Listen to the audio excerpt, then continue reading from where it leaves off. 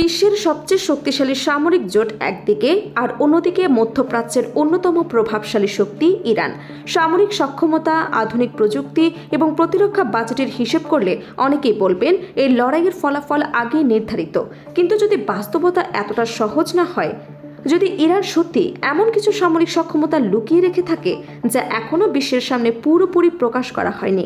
সম্প্রতি ইরানের শীর্ষ সামরিক কর্মকর্তার এক বিস্ফোরক বক্তব্য সেই প্রশ্ন আবারও সামনে নিয়ে এসেছে। ইরানের খাতাম আল আনবিয়া সেন্ট্রাল হেডকোয়ার্টার্সের একজন জ্যেষ্ঠ কর্মকর্তা জেনারেল আসাদি দাবি করেছেন, যুক্তরাষ্ট্র এবং পশ্চিমা বিশ্ব ইরানের সামরিক সক্ষমতা সম্পর্কে যে ধারণা পোষণ করে তা বাস্তবতার সঙ্গে পুরোপুরি মেলে না। তার মতে, ইরানের গুরুত্বপূর্ণ সামরিক অবকাঠামো, প্রতিরক্ষা ব্যবস্থা এবং কৌশলগত সম্পদের বড় একটি অংশ এখনও শত্রুপক্ষের অজানা। জেনারেল আসাদির ভাষায়, ইরান এখনও তাদের সব সামরিক সক্ষমতা প্রকাশ করেনি, বরং এমন অনেক প্রযুক্তি, অস্ত্র ব্যবস্থা, প্রতিরক্ষা কৌশল রয়েছে যেগুলো প্রয়োজনে ব্যবহার করা হবে। তিনি বলেন, আমরা এখনও আমাদের সব তুরুপের তাস দেখাইনি। তার এই বক্তব্য এমন এক সময় এসেছে যখন মধ্যপ্রাচ্যে উত্তেজনা আবার নতুন মাত্রা পেয়েছে। যুক্তরাষ্ট্র, ইসরায়েল এবং তাদের মিত্রদের সঙ্গে ইরানের সম্পর্ক দীর্ঘদিন ধরেই উত্তপ্ত। আঞ্চলিক নিরাপত্তা, পারমাণবিক কর্মসূচি এবং বিভিন্ন সংঘাতকে ঘিরে দুই পক্ষের মধ্যে অবিশ্বাস ক্রমেই বাড়ছে। জেনারেল আসাদির বক্তব্যের সবচেয়ে আলোচিত অংশ ছিল সম্ভাব্য যুদ্ধ নিয়ে তার মন্তব্য। তিনি বলেন, যুক্তরাষ্ট্র ইরানের কাছে সম্পূর্ণ আত্মসমর্পণ প্রত্যাশা করে, কিন্তু ইরানি জাতি কখনোই আত্মসমর্পণ করবে না। তার মতে, যখন আত্মসমর্পণ কোনো বিকল্প নয়, তখন সংঘাতের সম্ভাবনাও উড়িয়ে দেওয়া যায় না। তবে আরও বেশি আলোচনার জন্ম দিয়েছে তার আরেকটি মন্তব্য। তিনি দাবি করেন, ইরান যুদ্ধকে ভয় পায় না এবং প্রয়োজনে বিশ্বের সবচেয়ে শক্তিশালী সামরিক জোটগুলোর একটির বিরুদ্ধেও নিজেদের অবস্থান ধরে রাখতে সক্ষম।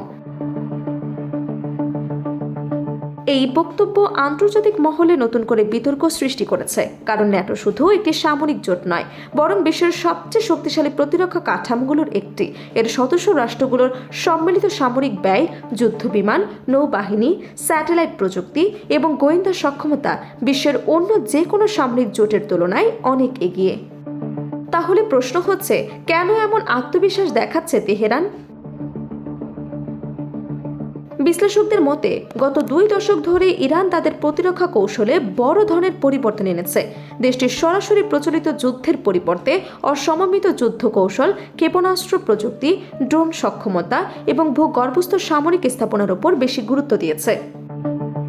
বিশেষ করে ব্যালিস্টিক ক্ষেপণাস্ত্র কর্মসূচি এবং ড্রোন প্রযুক্তিতে উল্লেখযোগ্য অগ্রগতি অর্জনের দাবি করে আসছে ইরান। দেশটির বিভিন্ন সামরিক মহড়া এবং অস্ত্র প্রদর্শনীতে দীর্ঘপাল্লার ক্ষেপণাস্ত্র, ড্রোন ও প্রতিরক্ষা ব্যবস্থার উপস্থিতি আন্তর্জাতিক পর্যবেক্ষকদের দৃষ্টি আকর্ষণ করেছে। এছাড়া ইরানি কর্মকর্তারা মনে করেন, শুধু অস্ত্রের সংখ্যাই নয়, দীর্ঘমেয়াদী প্রতিরোধ গড়ে তোলার সক্ষমতাও তাদের অন্যতম শক্তি। মধ্যপ্রাচ্যের বিভিন্ন অঞ্চলে তাদের মিত্র এবং সহযোগী গোষ্ঠীগুলোর উপস্থিতি তেহরানের কৌশলগত প্রভাবকে আরও বিস্তৃত করেছে বলে মনে করা হয়। তাই অনেকের প্রশ্ন, ইরানের এই বক্তব্য কি শুধুই রাজনৈতিক বার্তা, নাকি এর পেছনে বাস্তব কোনো সামরিক সক্ষমতা রয়েছে? সবশেষে জেনারেল আসাদি যুক্তরাষ্ট্র, ইসরায়েল এবং তাদের মিত্রদের উদ্দেশ্যে সতর্ক বার্তা দিয়ে বলেন, ইরানের সক্ষমতাকে অবমূল্যায়ন করা বা ভুলভাবে মূল্যায়ন করা বড় ধরনের কৌশলগত ভুল হতে পারে। তার দাবি, তেহরান যে কোনো পরিস্থিতির জন্য প্রস্তুত এবং প্রয়োজনে নিজেদের সব সক্ষমতা কাজে লাগাতে দ্বিধা করবে না। এখন প্রশ্ন একটাই, এটি কি কেবল রাজনৈতিক শক্তি প্রদর্শনের ভাষা, নাকি সত্যি এমন কোনো সামরিক বাস্তবতা রয়েছে যা এখনও বিশ্বের অজানা? সেই উত্তর হয়তো ভবিষ্যতের মধ্যপ্রাচ্যের পরিস্থিতি নির্ধারণ করবে।